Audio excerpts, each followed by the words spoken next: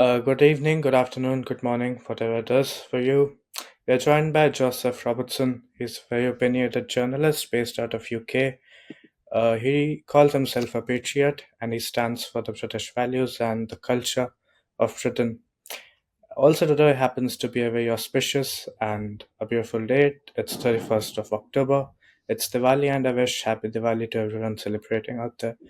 So, thank you, Joseph, for joining me. How's it been? How's it going? Thank you very much. Yeah, it's an interesting time politically in the UK. I've been covering events as a journalist for a number of years, and now more recently as a political advisor and strategist. I've been quite close to what's happening in the UK, and Hmm.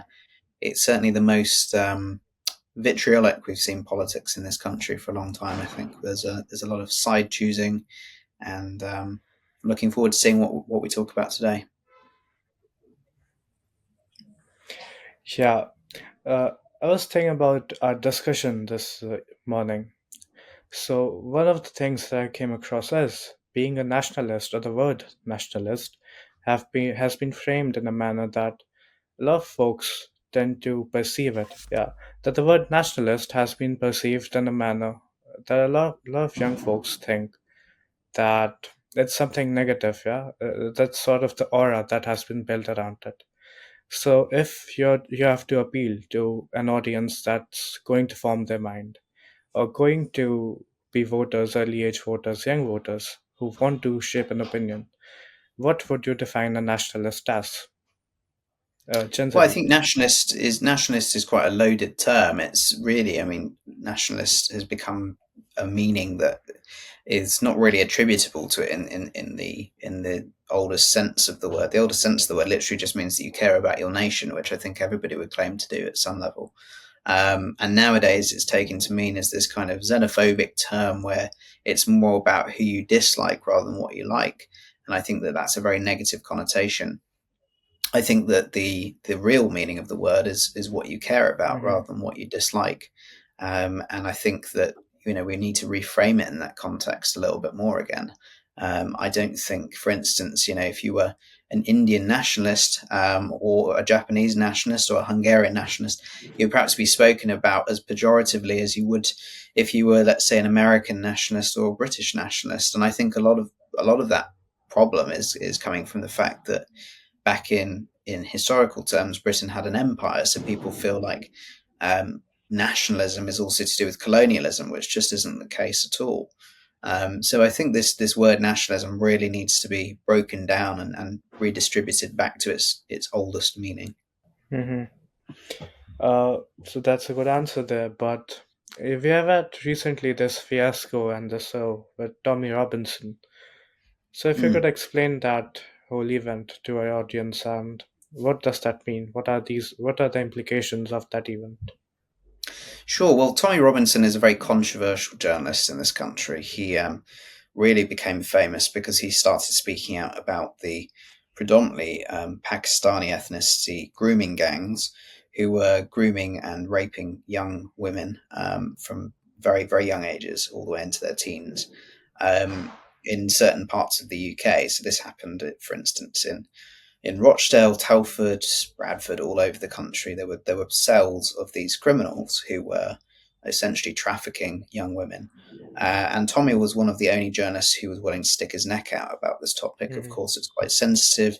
It rankles people within the Muslim community because they feel like it's perhaps a contentious issue that could put all of them painted in a bad light rather than just the culprits. Um, and so there's been this kind of dialogue across the country about what's acceptable to say on the issue. And Tommy sort of put that all to one side and made documentaries about it.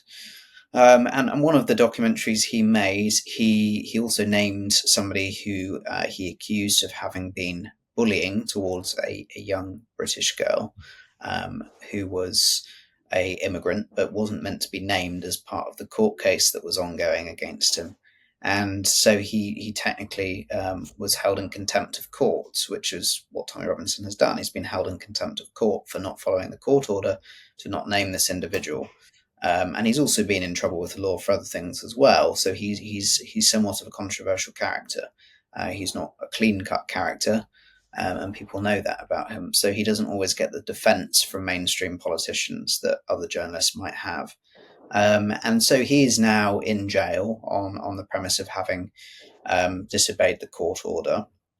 But the other thing that's quite interesting about his case is that to initially hold him on remand, they used the Terrorist Act.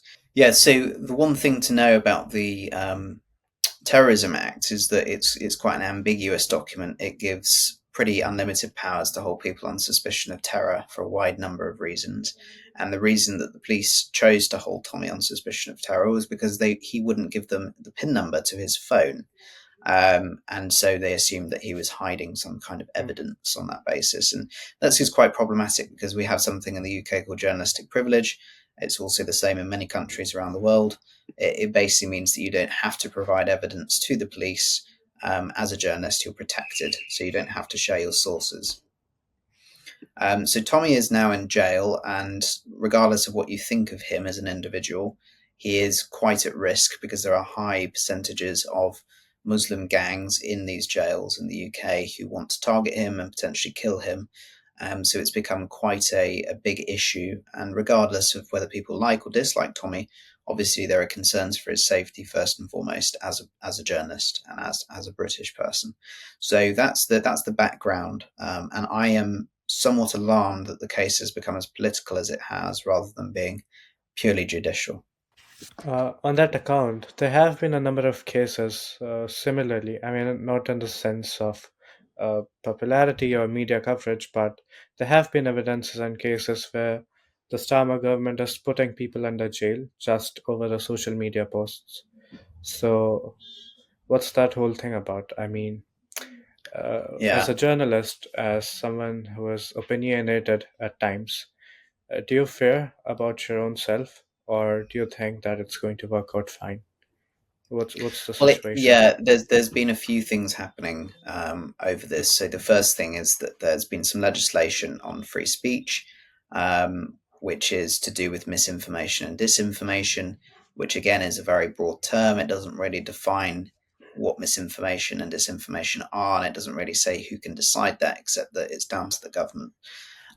So when the recent riots happened in the United Kingdom a couple of months ago, which were stemming from a gruesome murder of some young children by a Islamic convert who we now know was probably acting as a terrorist from the latest evidence that the police have discovered. There was an outrage, obviously, because young women had died. Oh, not even women, young girls. I mean, these were literally toddlers, some of them. Um, and it was quite a gruesome incident. It set people off in protest, and those protests in some places in the country descended into riots. And those riots were used as a precedent by the Prime Minister to introduce emergency powers, particularly surrounding free speech online, to arrest people on the basis of spreading disinformation. So anybody who called the attacker at the time potentially a Muslim because it wasn't yet proven that he was a Muslim could go to jail. People who incited violence in the riots could go to jail, all this kind of thing. But these powers were sort of abused quite quickly. So one elderly lady was sent to jail for a post on Facebook in which she said, "For all I care, the hotels that house certain immigrants can be burned down." Now, she didn't actually say she wanted to burn them down. She didn't encourage anyone to burn them down. She simply said, "For all I care, they could be burned down." So, of course, that's quite a tenuous, it's not necessarily a good thing to say or a polite thing to say, but it's not criminal. And it's certainly, open for interpretation. But that lady and many others like her were sent to jail simply for sharing things online that could be considered misinformation or incitement to violence. So it's quite an authoritarian, dystopian scenario where the real thugs who are walking around on the street, very many of them have walked free, but the people who are posting things that might hurt someone's feelings on Facebook were sent to jail. And so we have this backdrop where, for the first time in British history, really, in the modern time, people are being censored for their opinions. And yes, to go on to the second part of your question, to journalists and people working in media like myself, there are certain risks now attached to what we say online, and that's a big issue. It's not something we've ever had before in the UK, and we've always been what we would consider to be a bastion of free speech. So now we are at the point where we are calling pretty much very strongly on the Prime Minister and the government to reconsider what happened in the wake of the Southport riots, and to be more friendly towards freedom of speech in this country. Yeah, so as I understand it, basically the precedence was based out of something that a lot of people would agree to. I mean, you don't want bad stuff to happen, but now the powers are being abused, the law is being abused. This is something that the communists are set to do. This is a classical case of what the communist book is. So, do you see any paradigms or patterns of this government resembling the communists? Yeah, I actually made a video about this in the last couple of days where I basically said we need to make communism a dirty word again. And I think that that's one of the Yeah. problems in this Hmm. country. We've got to the point where we kind of forget entirely about what happened in the Soviet Union, what happened in Maoist China, what is still happening in Venezuela and North Korea, and even in the China of today. And because communism has never directly affected Britain before, we're not very well prepared to understand it, and we don't fully understand how this stuff happens. So, right now, we have a socialist government. At least two or three members of the cabinet are openly supportive of communists, both historically and current day communists. And that's a very worrying sign because it means that the ruling party don't care about this word communism. They don't care about the history of communism.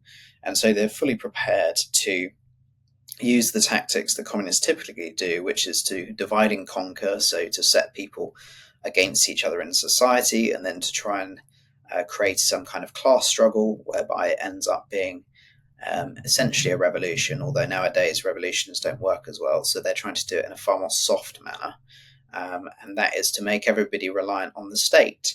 So they are trying to make sure that people have to rent homes, rent cars, hike up the price of living, make sure that we have to pay higher taxes, all this kind of thing. And it's a slow process, which basically means that they want the state to take control of private property.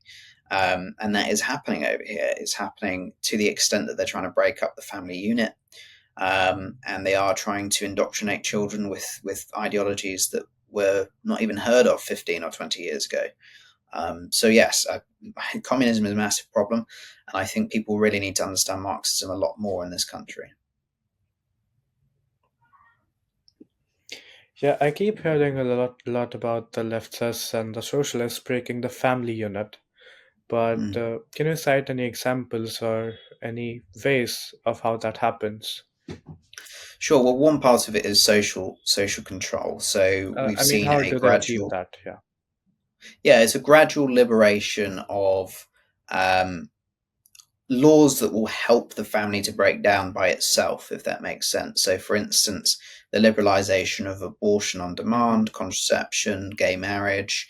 Um, these are things which liberals will say, well, it's just allowing people to be themselves and express themselves. But Marxists see this as an opportunity to actually break down the nuclear family, which is, of course, a man, woman, and their children, and their extended family at times. And this then becomes this kind of chaos where you can be anything you want to be. You can be two men with a lot of children. You can be two women with a lot of children. You can, even as a man now, decide to be a woman. It's a very confusing kind of state of affairs. And so slowly people are beginning to no longer accept the reality of biology. They're no longer beginning to accept that there are certain facts, that we have a purpose biologically in this life, and that also this indoctrination can start at a very young age. So that in schools, as an example, they're teaching about transgender ideology at the age of 5 or 4, in some cases, and it's often quite explicit. There's certain things about sexuality that children just shouldn't see in schools. And of course, all of this contributes to a moral decay in society, which the communists use as an opportunity to come in and grab power. And this is essentially how they achieve breakdown in society. It's by trying to destabilize the religion of a country, the family of a country, and also the national attitude of a country. So the idea that patriotism, to go back to your first question about nationalism, is a dirty word is very useful to communists because it means that they can reinterpret what it means to be a member of your nation state. So they use all of these tools collectively. It's different kinds of social control, and their ultimate aim is to make sure that you don't have support systems. So first of all, you don't rely on your family, then you don't rely on your state, and then you don't rely on whatever else it might be. And eventually, you need a solution, and they provide the solution to that problem. And that's how communism is often achieved from inside. And this is something we're now saying happen in the UK.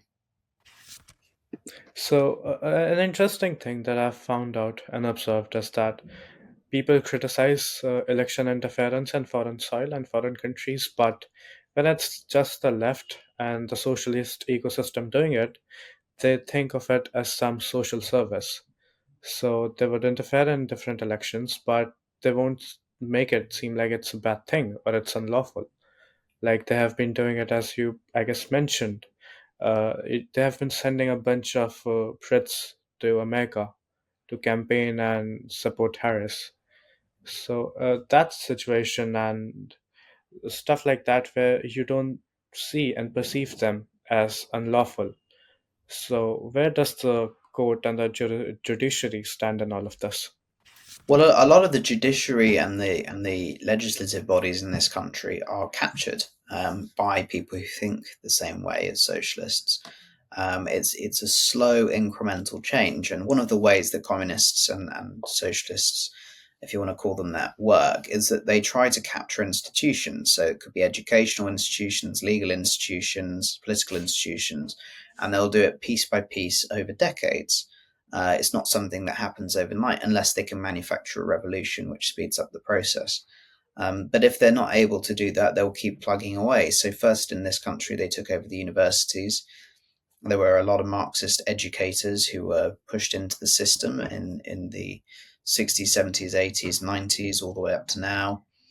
Um, and slowly, those educational systems have produced the politicians of today. They've produced the thinkers of today, the journalists of today. So, a lot of these young activists were molded in these institutions. And the same thing can be said in politics with the government under Keir Starmer. A lot of them are almost like student politicians. They don't have a lot of real world experience. They're very ideological. They have this perception that their ideology is the only way forward, and that's why they want to go and help Kamala Harris, because she's exactly the same as them. She's a careerist without much experience in the real world, um, who has this slightly socialist view of things where, they think they can achieve utopia just by adding more money to the national debt. And it's a very crazy way of thinking about life, really. So I think what we have to do to counter that is start to re-educate people on history, on culture, to discuss about whether or not this is the right way forward. And I think, especially in this country, and I'm sure it's the same around the world, we're very distracted. We're distracted by social media. We're distracted by crisis. We're distracted by the economy. We're not really aware of our own history and our own situation in society. So I think that needs to be addressed quite rapidly. Otherwise, we will probably be swallowed up by these people who have been at this plan for a long, long time. We're talking decades and decades. And that's how we've arrived at this point. Whereas, well, the legislative system, the judges, the lawyers of today have also been indoctrinated by this system. And so they're willing to let it pass. I mean, as you did mention, that a lot of institutions have been corrupted, and that has been a gradual process. It has taken years. I mean, people for centuries have been indoctrinated towards the Marxist policy or the leftist policy, and that has translated into the big tech companies today as well. So, how exactly are you going to fight against the big tech giants? And I mean, just there are just a lot of people for you to fight against. So, how do you even start? And yeah. Well, I alluded to it in that last answer. One of the issues is, of course, educating people, and I think the way to do that really nowadays is the internet. Right? We've got to have a very strong digital presence to counter these people, because at the end of the day, many of them are leading the world's biggest corporations and the biggest banks and the greatest governments in society. So the only way we can really counter that is by having our own structures in place, particularly online. And I think places like YouTube and Twitter are very, very instrumental in that. Our audiences now had first-hand footage of what was happening, for instance, during the Southport riots. because they were able to log on to Twitter and see videos of Muslim gangs walking around with knives, and realized that not everybody involved in those riots was far right, which is what the government was telling them. Um, and so there was quite a big awakening at that point where we realized that citizen journalism, citizens who take it on themselves to record the facts and speak about the facts, are in fact possibly the way forward rather than the mainstream press. And of course, you've got things like podcasts. So we just saw a groundbreaking podcast where Joe Rogan interviewed Donald Trump. And this is going to be a catalyst for many people who may have disliked Donald Trump for one reason or another, and they're going to watch this podcast and realize that perhaps their opinions were skewed, and actually they quite like him, and he's quite funny and quite entertaining, and there's not too much wrong with him. And so I think this new form of media, Elon Musk is doing this as well. It's probably our only way out of this situation because with a mass awakening of people, with a mass understanding of who's actually in charge and what their plan is, we will be able to overcome that because at the end of the day, the government requires the consent of the people to actually be in power. And if there are enough people who are opposed to it, then it will inevitably fall. And so I think our digital game, our media, is essentially the way forward. Yeah, I'll diverge a little. For all the discussion we had, uh, the center point, in a sense, has been Starmer and his policies. I mean, for all it was worth, his victory was way too big. I mean, you can call it a wave of sorts. So that was there, but then recently there was poll, and his popularity has sunk below the popularity of Rishi Sunak, and he has just been in the office for 3 or 4 months, if I'm not wrong. So, I mean, I guess people do look beyond his facade and mask. But do you think he's competent enough? Do you think he can do the damage that you fear in the 5 years of his government? Yeah, so the thing we have to think of when we talk about Keir Starmer's government is that he was elected on a very, very small minority of the voting population in the UK, only 18%, 18%, which is a very small number. And a lot of that is because many people didn't go out to vote. They're apathetic at this point. They've been lied to by both the Tory and the Labour government for a long time. But one of the issues is that the Labour Party also stayed very quiet all the way through the election. They didn't make too many promises, so people didn't know exactly what they were going to get. So they were sort of the best of a bad bunch. But the important thing to remember is that Keir Starmer actually doesn't have even as much of a popular vote share as Jeremy Corbyn did, or Theresa May, even for that matter.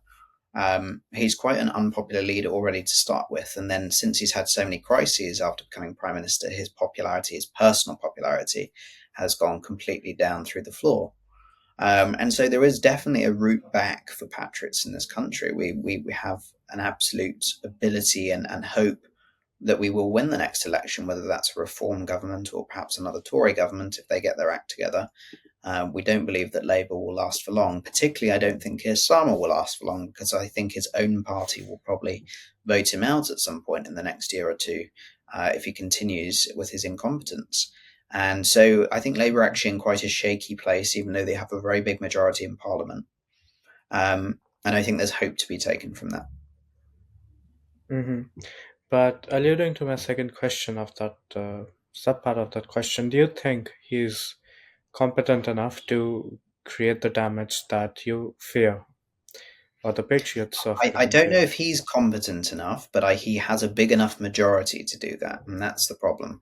So if he has clever cabinet ministers around him, which he does, and they want to put forward what I would call a communist or a socialist agenda, they do have the ability to put that through Parliament because they have far more MPs than any other party. They don't need any other party to be on their side to pass legislation.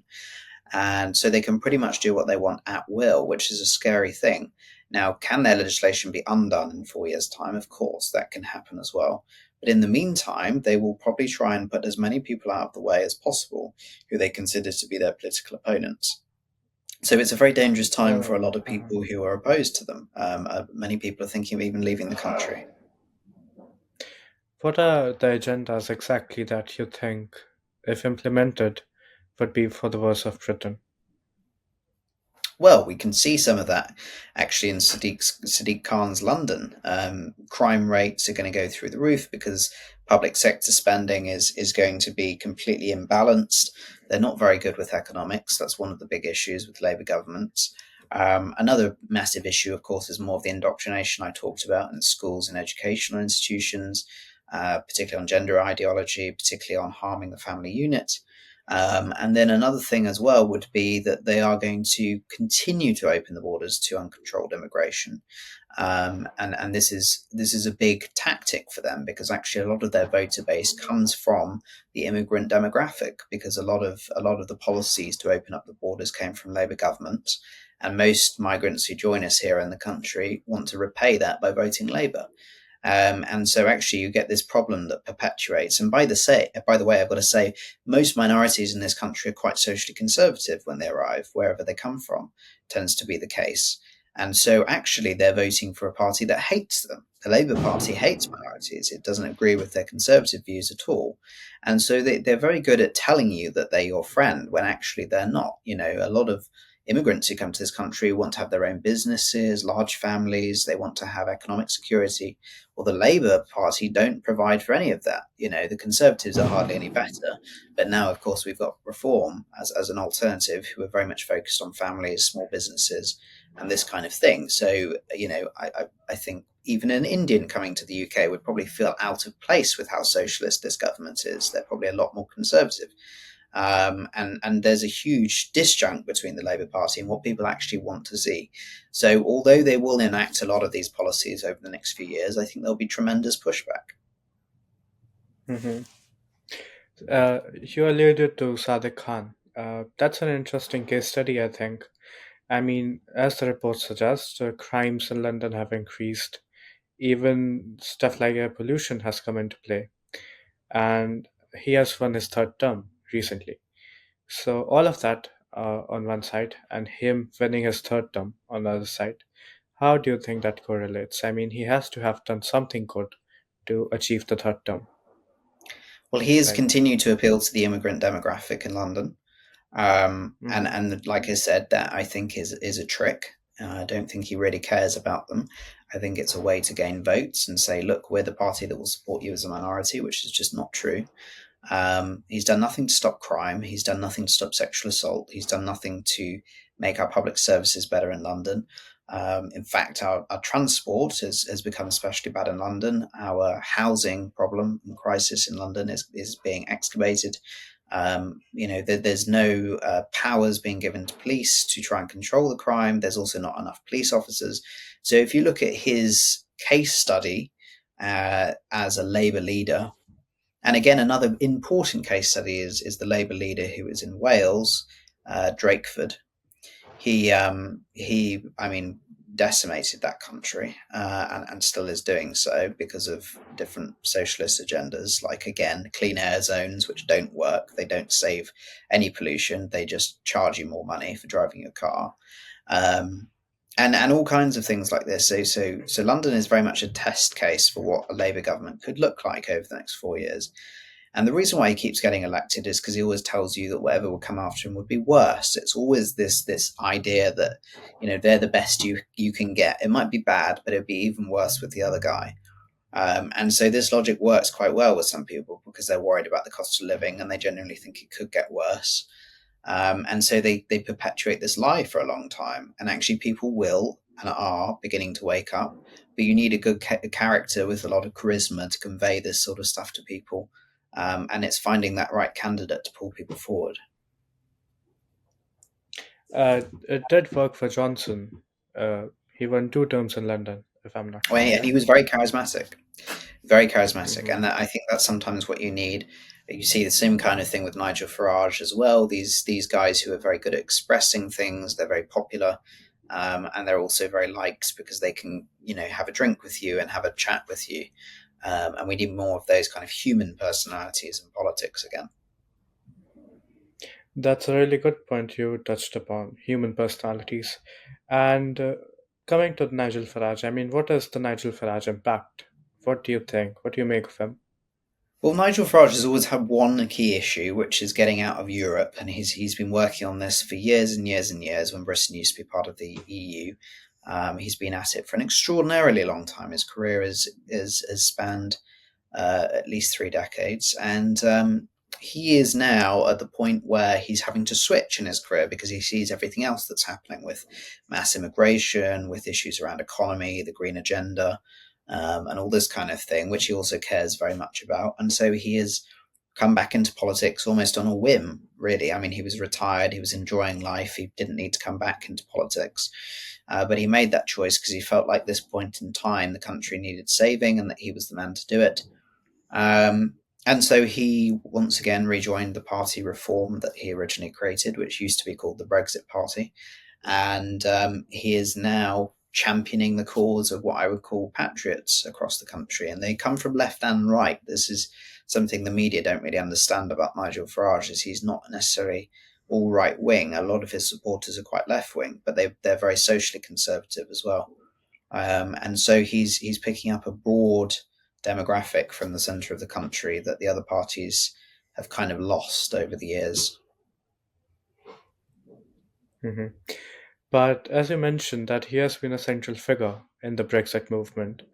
But a lot of people and a lot of pundits think that it was the Brexit itself that made the Tories lose this term. They couldn't handle what came with Brexit. They couldn't handle inflation. They couldn't handle the economy, and that is linked to Brexit in some way or the other. So, Yeah, I mean, I'm a big supporter of Brexit because I believe in sovereignty for this country. I also believe we shouldn't be connected to the euro in terms of currency. I think the pound is very strong, and I disagree with being aligned with the euro. But the problem was with Brexit is that nobody really had a plan for how it would be enacted. And when the original vote was proposed, the Conservative leader at the time, David Cameron, was actually skeptical of leaving the EU. He didn't want to leave the EU, and he didn't think that that legislation would have to be enacted because he thought that we would vote to remain in the European Union.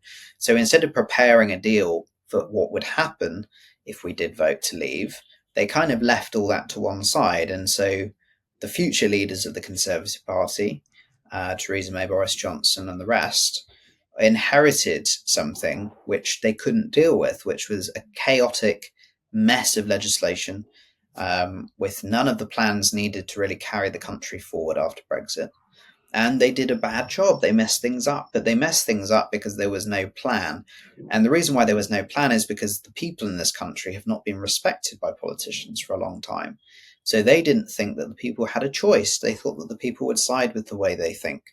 And when they didn't, well, it was kind of like, well, what do we do now? The people the people have decided to do what we're opposed to. So politicians in this country are going through a rude awakening, realizing that they're not really in control. It is still the will of the people that makes the decisions, and that's why Reform as a party is so interesting because people who back Nigel predominantly also back Brexit, and there's a lot of them. That's over 50% of the people in this country.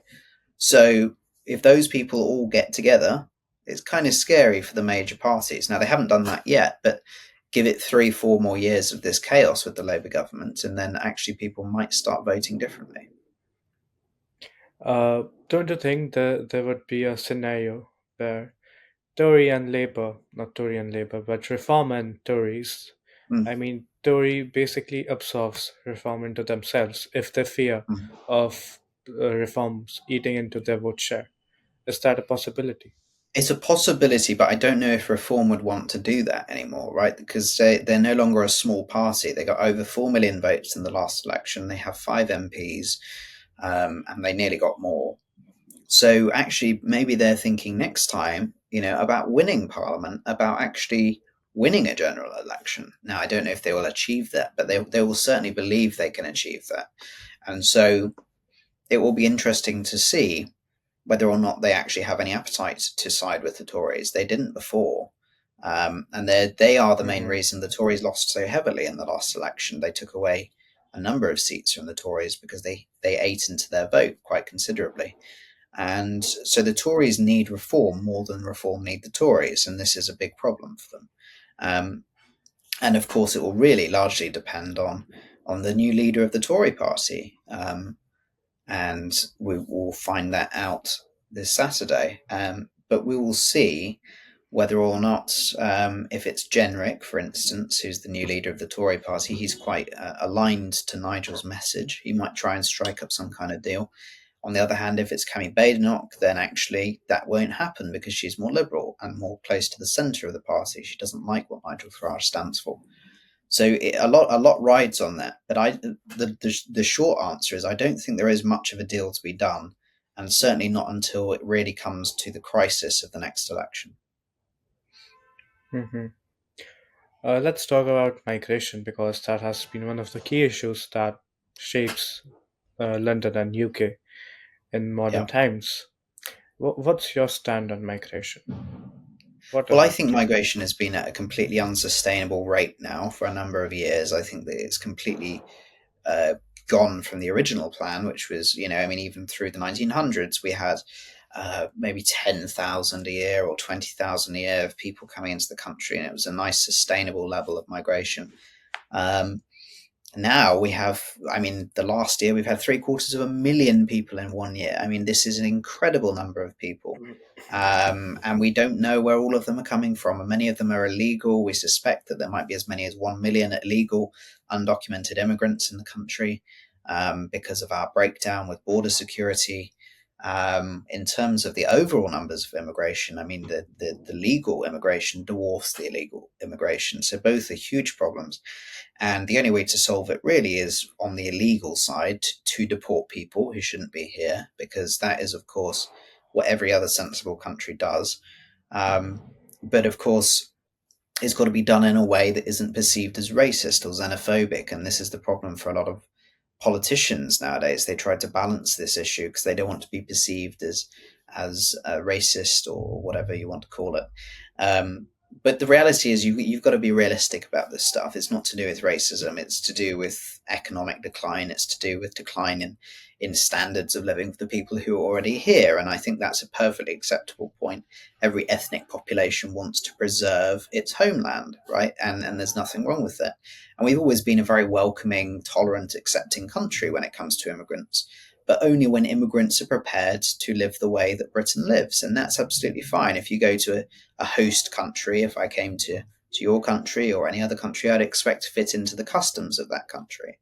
And so there is absolutely no problem for us to demand that of the people coming into the country. And if they're not prepared to do that, as we've seen in a number of cases, they should have to leave our country. And that's absolutely acceptable. And so for me, my policy solution to this would be to completely freeze immigration for 3 years, because we saw unprecedented levels of immigration during COVID and afterwards, and to only allow skilled labour and seasonal labour into the country. And this would be absolutely fine. If we need high performing neurosurgeons and doctors to come into the country, there's nothing wrong with that. We need them. That's fine. But to have people to come and, let's say, go in and be a binman or take a job at McDonald's, well, what's the point of us economically having people like that in the country? I mean, it's not practical. It puts a strain on our National Health Service. It puts a strain on our economy. And the other thing, of course, is to deport illegal migrants, to find them, to register them, and to process them, and eventually to deport them. Because you cannot have 1 million undocumented people, many of whom could be criminals for all we know, wandering around your country. It's just not safe. I mean, we're a population of 68 million or something like this now. So one in every 68 or 69 people that you meet could be a potential criminal. I mean, that's insane. It's just not feasible to continue like this. So those are our simple policy solutions, and I would like to see our leaders take them up. Sure, and Britain, it's an island, yeah. So we have seen images of people coming in boats and boats and stuff like that. Hmm. And as you mentioned, they could be potential criminals, they could be anyone. So, uh, I mean, they do add to the vote share of a particular party. But that's I think that is they're two separate issues. The legal migration also needs to be stopped, but the illegal immigration, I mean, the solution is very simple. We should have the army on the south coast. We should have patrol boats in the ocean, and we should be turning away any dinghies that come from France, because there are two problems with this issue. One is the fact that they're allowed to stay and they're allowed to be in hotels, but the second one is that they're allowed to leave France in the first place. Well, France is a country with a very well developed economy and a very well developed military, and actually, if migrants are coming to them, young men, particularly of fighting age, who are coming from war torn countries or countries that we know nothing about, and settling in France, and then being allowed to escape from wherever they're being held to get onto lorries and small boats and come to the UK. I mean, so many problems all the way along the way.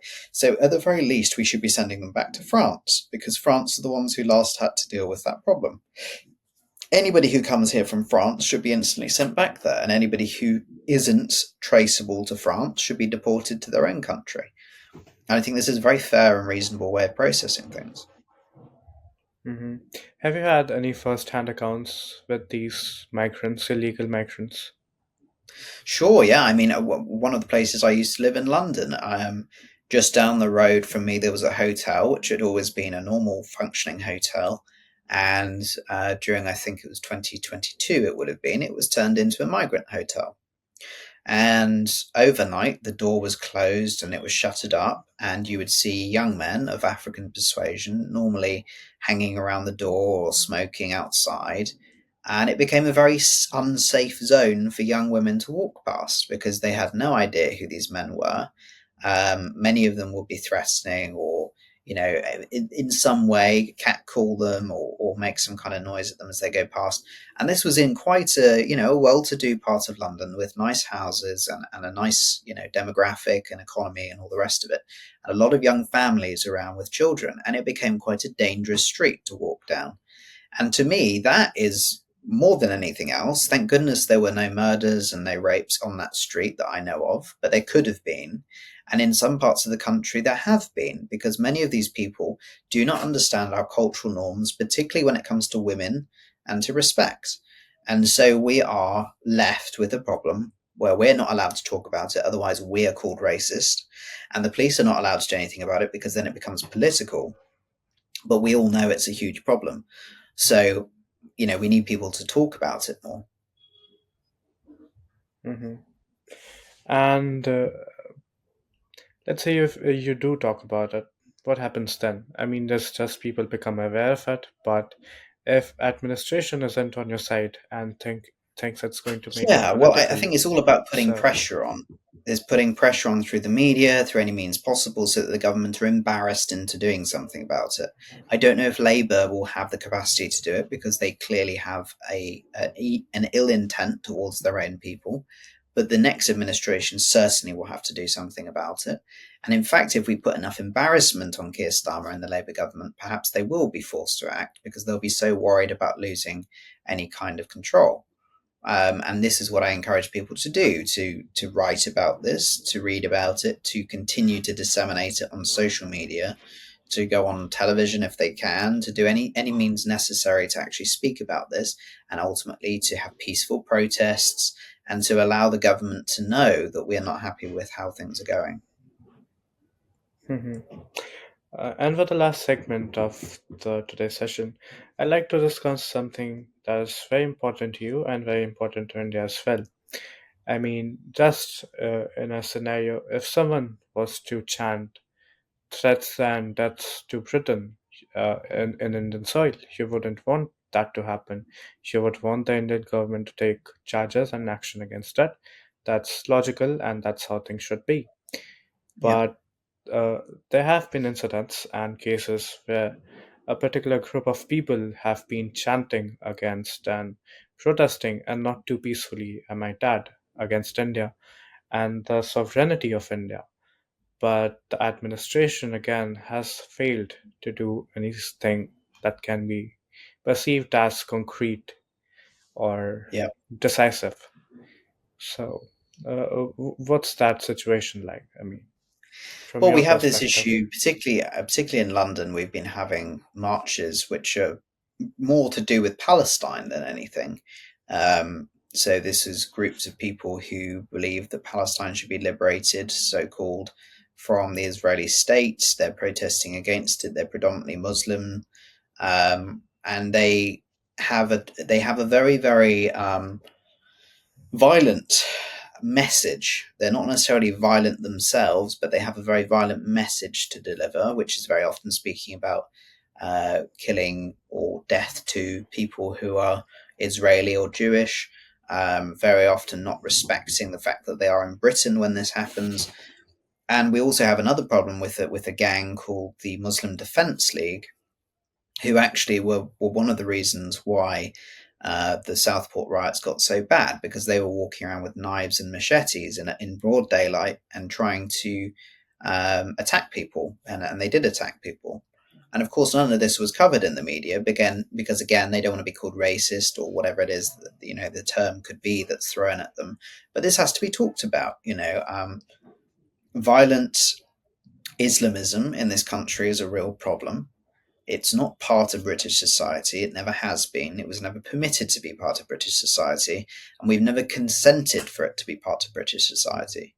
And so, to moderate Muslims living in this country and around the world, I say that you've got to start calling it out. If you don't want to be associated with Islamic terrorism, you have to be willing to say that your fellow Muslim, who is perhaps a jihadist, that they are not part of your community, that they are not welcome, and that actually they need to integrate into society or leave.